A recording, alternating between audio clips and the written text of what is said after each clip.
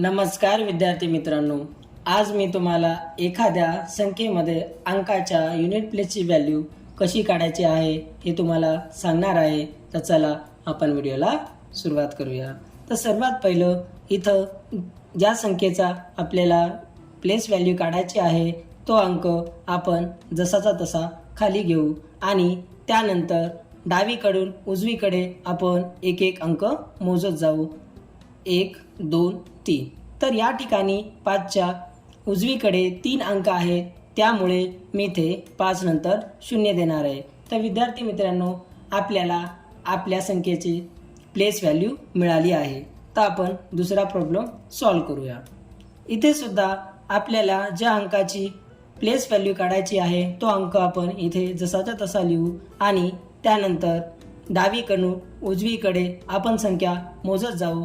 इथे 1 आणि 2, त्यामुळे आपण 4च्या डावीकडे 2 शून्य देणार आहोत आणि आपल्याला आपल्या संख्येची प्लेस व्हॅल्यू मिळाली आहे। तर विद्यार्थी मित्रांनो, तुम्हाला ही ट्रिक कशी वाटली मला नक्की सांगा आणि तिसऱ्या प्रश्नाचे उत्तर मला कमेंट बॉक्समध्ये नक्की कळवा। थँक्यू।